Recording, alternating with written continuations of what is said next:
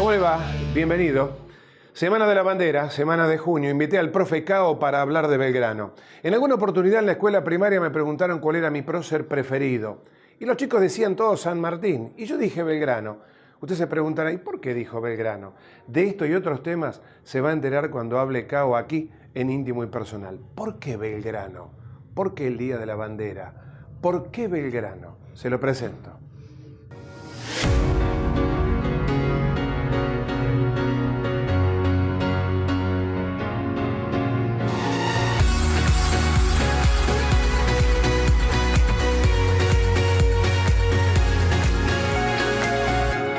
Hola, hola, bienvenidos. Guille, ¿cómo estás, querido? ¿Qué tal? ¿Cómo estás? Guillermo Cao es profesor de historia y le pedí que en esta época, en esta fecha, me ayude a entender un poquito más por qué, cuando en la escuela primaria me preguntaron cuál es su prócer elegido y todos los chicos decían San Martín, yo sorprendí, creo que a la maestra, no me acuerdo, creo que sería quinto o sexto grado, diciéndole Manuel Belgrano. ¿Te imaginás cuando me preguntó por qué?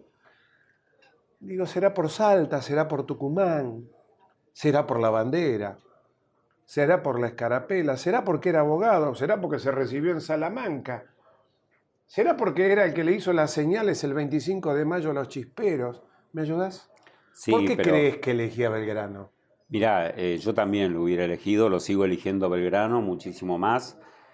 No porque San Martín no lo sea, pero San Martín es un militar extraordinario, o fue un militar extraordinario, pero Belgrano abarcó todo, abarcó la política y además estuvo desde 1806, estuvo desde antes, pero en 1806 con las invasiones inglesas, en la primera, en la segunda, estuvo ya marcando, bajando línea, como diríamos actualmente, políticamente, estuvo en los sucesos de Mayo, estuvo en todos lados, estuvo en la independencia en 1816 y se puso el traje de militar, a pesar de ser el abogado de finos modales que había estudiado en Salamanca, en Europa, que era hasta Manuel Dorrego, conocida la anécdota de que lo cargaba y se comió varias sanciones por su voz aflautada, la voz aflautada de Manuel Belgrano, que cuando daba las órdenes salía un poquito raro para un mando militar. Sin embargo, se puso el traje militar y hizo disciplinar a todo el mundo. Era una época donde ser militar no era necesario hacer la carrera de subteniente, teniente, capitán, no hacía falta. O sea, te decían, vos sos general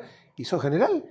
En nuestro caso sí, porque era un ejército insurgente, revolucionario, formado por gente que no era de carrera, salvo algunos que habían empezado muy poco antes. Por eso San Martín tiene tanto valor cuando se adhiere a la causa revolucionaria recién en 1812, ¿sí? 2 años después de la Revolución de Mayo. Ya había pasado Salta, ya había pasado Tucumán, ya había pasado Suipacha, o sea, los grandes triunfos de la Revolución Argentina al principio, y cuando llega a San Martín, que era así el militar de carrera, un militar de extraordinaria carrera en España y que si hubiera seguido hubiera llegado a lo más alto.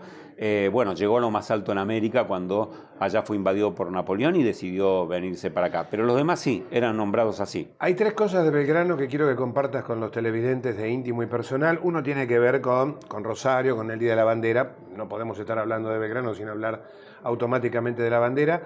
El otro quiero hablar de Santo Domingo, de los restos de Belgrano en Santo Domingo. Y el otro me gustaría hablar de Salta y Tucumán y también de las derrotas dignas de Belgrano de la mano de los éxodos. Arrancamos por Rosario, ¿te parece bien? Así ordenamos la charla. ¿Cuánto dura este programa? Porque Bueno. No, ya sé, apelo. Vamos a, no, por supuesto. Un profesor tiene 40 minutos. ¿Cuánto dura una clase? 40 minutos y lo podemos hacer en menos también. Con una diferencia, por lo general los alumnos del profe, o los exalumnos del profe, no pedían el recreo lo más rápido posible, sino que se enganchaban por el estilo o el formato de relatar la historia argentina. ¿Hay risas grabadas o lo que ¿Hay risas grabadas?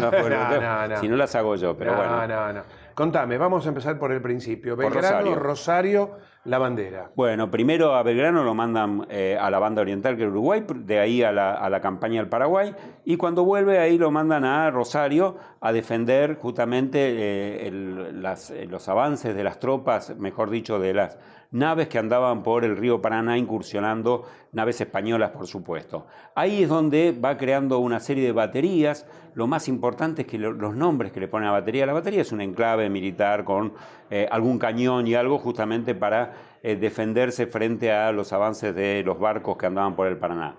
Ahí es donde va a crear la bandera, en Rosario. Lo que pasa es que Rosario no existía en ese momento, y en ese momento va a ponerle el nombre a las baterías Libertad, y a la otra le pone Independencia. O sea, está marcando. Ubícame en el tiempo, línea. 1800. Estamos a principios de 1812.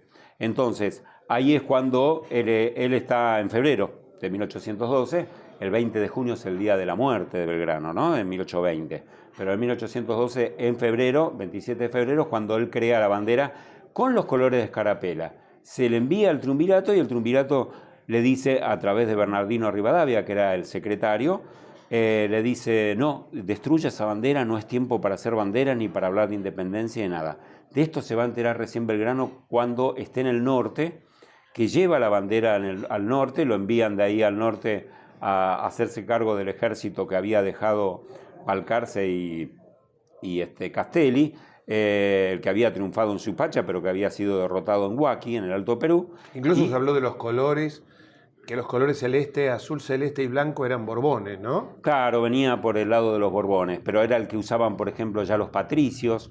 El uniforme del regimiento de patricios tiene una escarapela celeste y blanca que venía por el lado del color de los borbones. Y es el color elegido porque en realidad nosotros estamos peleando en nombre de Fernando VII todavía, que estaba prisionero. Ahí es cuando va al norte, y es ahí cuando ve que es muy difícil avanzar en ese lugar y hay que producir el éxodo jujeño, ¿no? Es ese momento. Ahí es cuando hace jurar la bandera el río Juramento, que va a tomar ese nombre, que actualmente existe, y que cuando llega la noticia va a destruir esa bandera, la va a esconder, y va a producir el éxodo jujeño, y se va a retirar a Salta, primero a Salta y después a Tucumán, cuando acá el triunvirato le estaba ordenando que baje hasta Córdoba. Y él va a desobedecer porque los tucumanos le dicen: vos te vas de acá y nosotros te matamos. No, Perdón, ¿en qué tono se lo dijeron los tucumanos? Los tucumanos se lo dijeron en el peor ¿Eso tono fue que se les ocurra. después del triunfo? No, antes. Ahora me vas a hablar de Salta y Tucumán, claro. Pero digo, 20 de junio de 1820, muere Belgrano. ¿En qué situación? Muere, bueno, ya todos conocemos, en la máxima pobreza, con una enfermedad que venía arrastrando, que no se sabe bien, era retenciones de líquido, que puede ser producto de sífilis seguramente, pero termina con un ataque de corazón, en la máxima pobreza y en una situación en Buenos Aires. ¿Dónde? Muy delicada. Acá en Buenos Aires, en su casa, a pasos de Santo Domingo. Sin un mango, concretamente. Sin un mango, incluso se levanta una mesa de esas de mármol para ponerle como lápida. Acá, ¿Cómo? La mesa que tenía en una casa de esas que eran de mármol, sí. Parecido a esto, ahí se hace la lápida, pues no tenía, le paga a su médico con su reloj, y en máxima pobreza, porque cada uno de sus sueldos los donaba o para construir escuelas o para seguir manteniendo el ejército. Repetilo eso, los sueldos que recibía Belgrano los donaba. Sobre todo los premios, ha recibido 2 premios justamente por Salta y Tucumán, y los donó, pero con el fin de construir escuelas que se terminaron construyendo en el siglo XX, bien entrado el siglo XX. Sí, porque nunca hay... O sea, el deseo de Belgrano se cumplió un siglo después. No era un deseo, era una orden.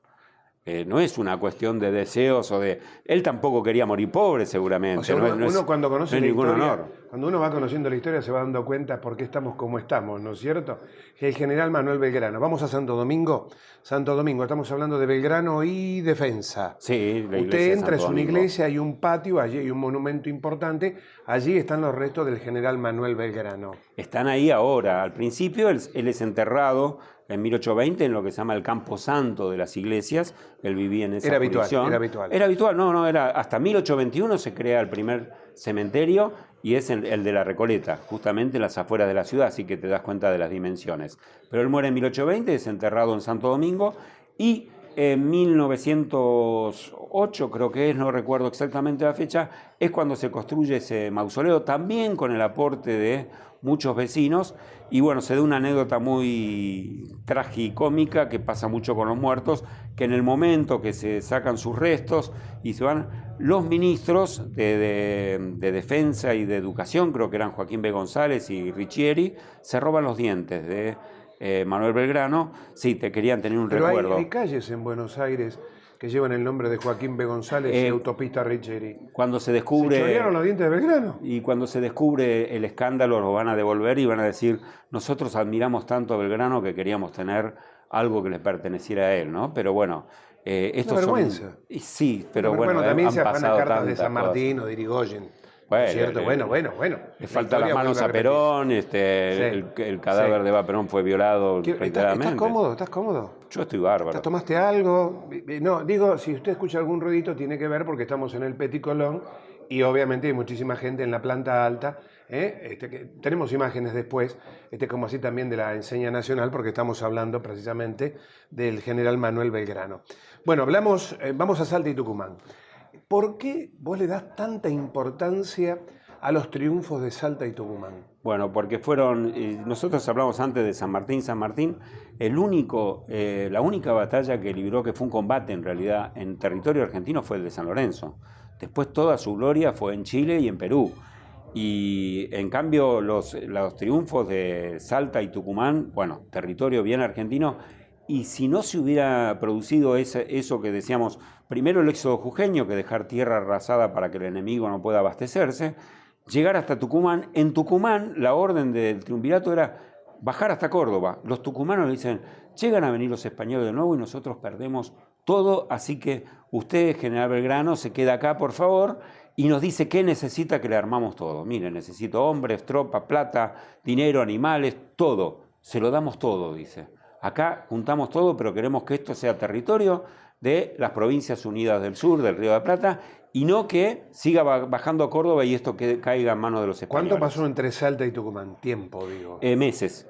1812, 1813, pero primero Salta. Primero Tucumán. Primero Él baja a Tucumán, se repele al realista. ahí se vence luego en Tucumán. se sube a Salta, se repele al realista y después se sigue avanzando y vienen las derrotas de Vilcapugio y Ayohuma en el territorio boliviano del Alto Perú en ese momento. ¿Fueron terribles esas derrotas? Sí, fueron terribles, pero ahí va a venir la genialidad de San Martín y se va a dar cuenta que siempre no se puede avanzar más. Por ahí no se puede avanzar. ¿Sí? San Martín, Guido de Esparra. ¿Hoy Bolivia, Vilcapugio y Ayohuma? Sí. Territorio boliviano. Bien, hablamos de Belgrano del Día de la Bandera, hablamos de Belgrano de su muerte, hablamos de Belgrano fundamentalmente de dónde se formó, estamos hablando de Salta, estamos hablando de Tucumán, de las derrotas de Vilcapugio y Ayohuma, hablamos de Santo Domingo. Me gustaría saber, fundamentalmente los muchachos que son medios chusmas, si tuvo amores conocidos Belgrano. No pongas carita como diciendo, Belgrano tenía esas calzas blancas, pero... Mucho tiempo... No, digo, porque lo de la voz, a veces hay gente que... No, además, vos sos de mi generación y recordarás que muchas veces se comentaba en el colegio secundario o en algunos lugares, se hablaba de la homosexualidad de Belgrano muchas veces, o decía, sí, Belgrano era medio raro, decía... Aparte, la foto que tengo de Belgrano es la calza blanca y un rulito acá, ¿no? Sí, además medio como todo, cruzado de piernas y una situación que ya le digo era de finos modales y siempre se hablaba de que era afrancesado a pesar de que había estado en... Bueno, después se repitió esa frase. Sí, por eso, pero en realidad viene de aquella época que se le decía afrancesado a muchos los que tenían esos modales y esas modas de utilizar, que en realidad las calzas esas eran las calzas de montar o los bridge. Se usaban, claro. Que lo usaban justamente los hombres de a caballo, ¿no? Pero, bueno, no lo usaba el pueblo en general, sino que lo usaban la gente más fina. Pero él tuvo sus amores y además tuvieron que ser clandestinos porque se enamoró, y se enamoró en serio, es decir, en esa época en que se arreglaban los matrimonios, él no tuvo matrimonio legal, pero los matrimonios se acordaban o se arreglaban de antes. Él tuvo 2 mujeres por lo menos conocidas. Una fue la cuñada de después Juan Manuel de Rosas, por eso su hijo lo va a criar, la hermana de doña Encarnación Escurra, lo va a criar justamente Rosas lo adopta. Sí, lo va a adoptar y le va a dar su apellido y después con los años va a adoptar, se reconoce y se va a adoptar el doble apellido Rosas Belgrano.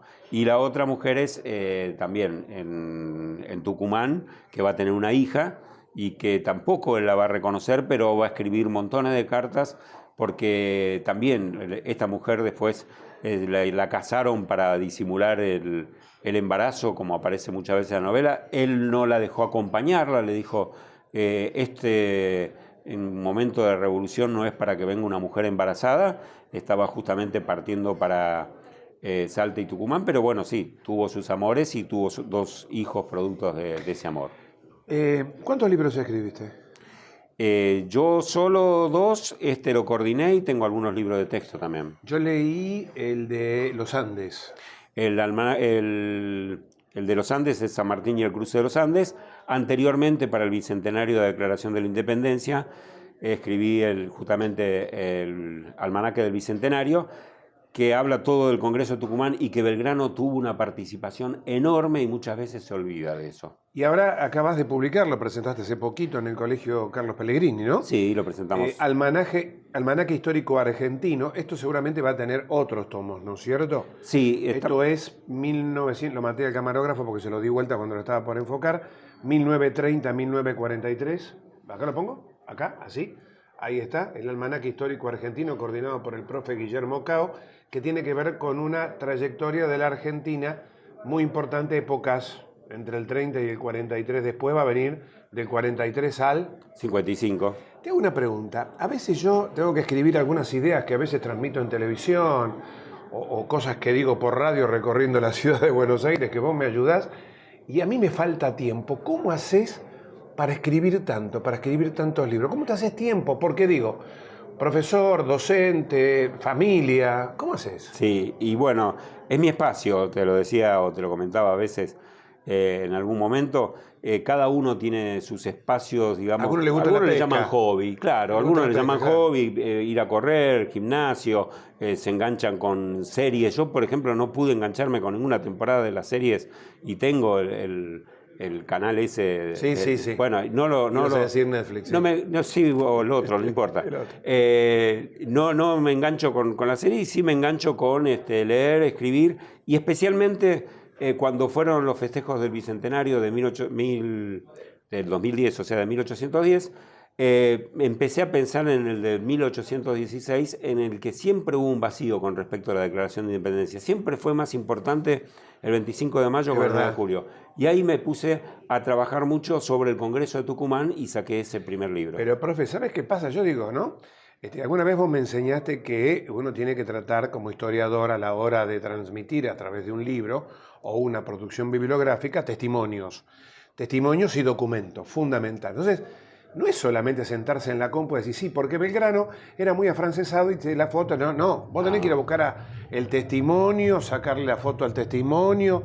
¿Por qué? Porque creo que eso le da credibilidad a la publicación, me parece. Es que es básico de la bibliografía y los documentos es lo básico, y es mi espacio en realidad es ese. Creo que escribir es lo que menos tiempo me lleva. Y la investigación te lleva más tiempo. Sí, leer mucho, ahora, leer muchísimo. Digo, hombre casado. Casado. 2 hijos. ¿Cómo se hace todo esto, no? Para poder...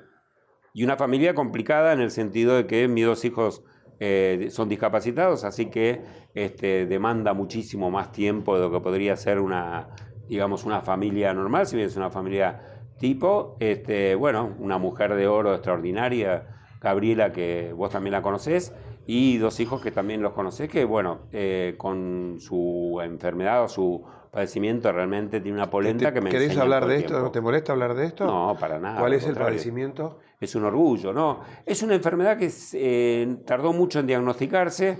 Digo porque hay montones de personas con capacidades diferentes que le puede ser muy útil tu testimonio. Sí, ¿no? Y generalmente es además el motor que me da fuerza. Yo cuando digo mi espacio, tengo que buscar un espacio para salir un poco de toda esta temática en la que uno termina conviviendo con personas que tienen toda la misma problemática. Mis hijos tienen una de las llamadas enfermedades raras, se llamaban antes se llamaban poco frecuentes, muy rara que se den 2 hermanos. Es paraplegia compleja, se llama síndrome de Strumpen-Lorraine, es muy difícil explicarlo. ¿Síndrome?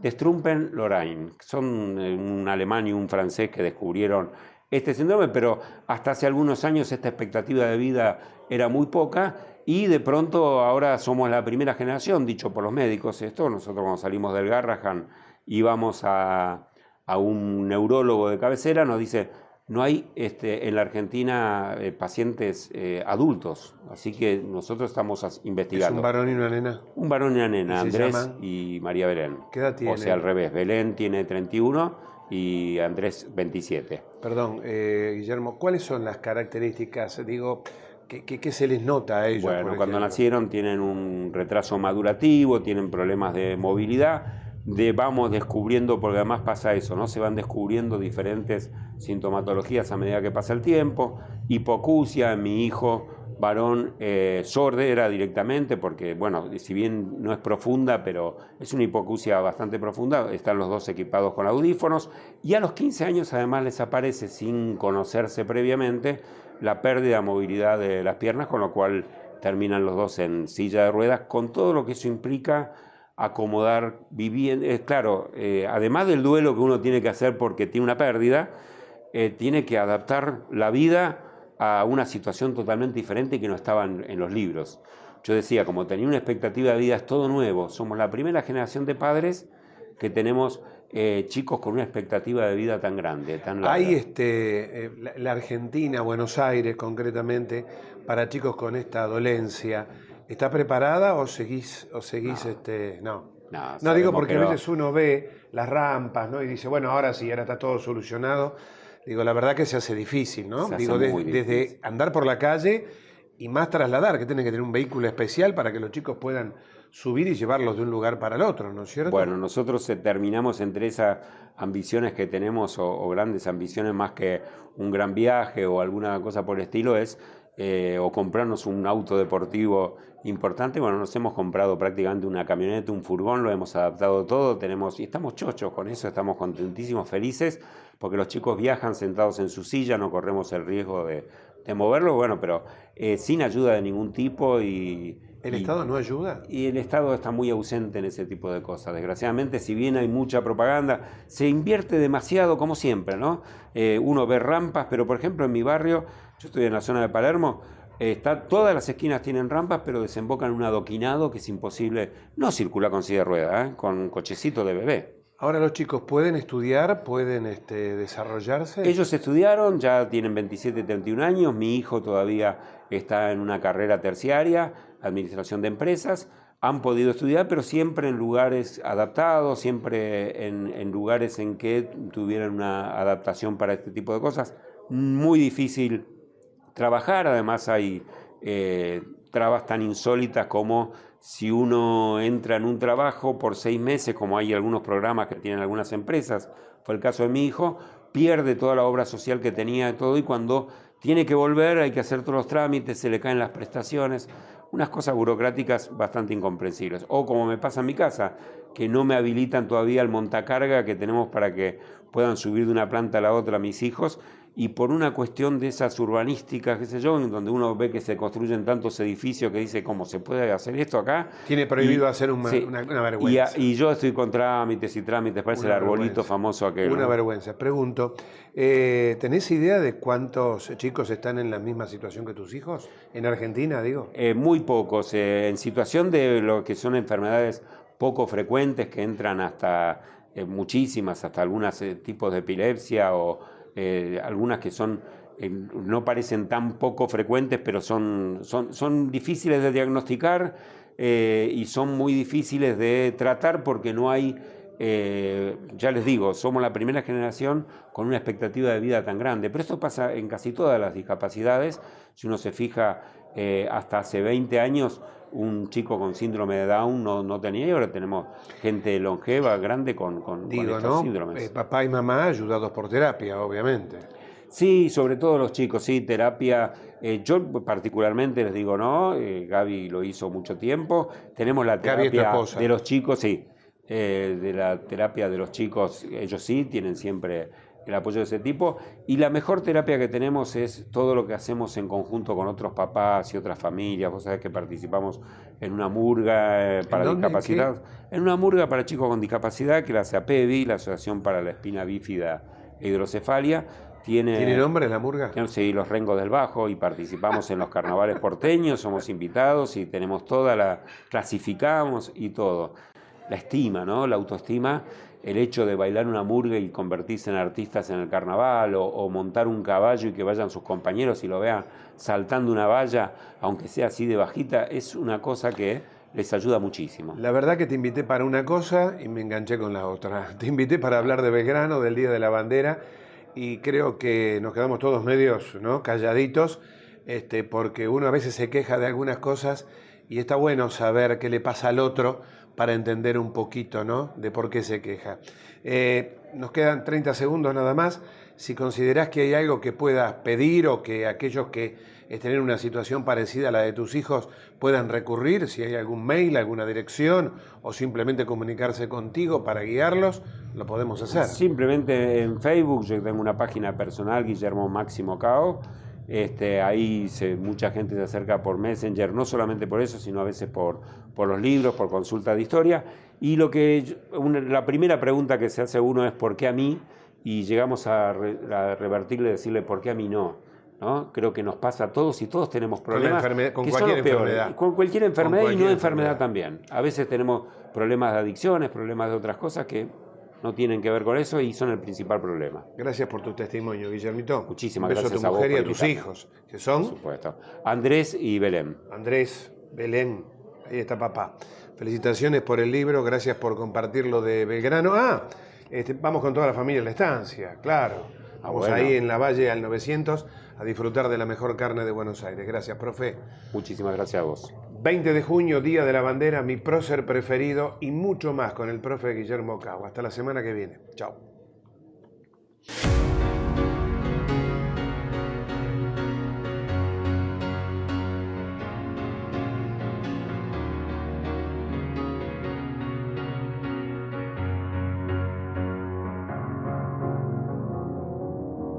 Cause you're a sky full of stars. I'm gonna give you my heart. Cause you're a sky.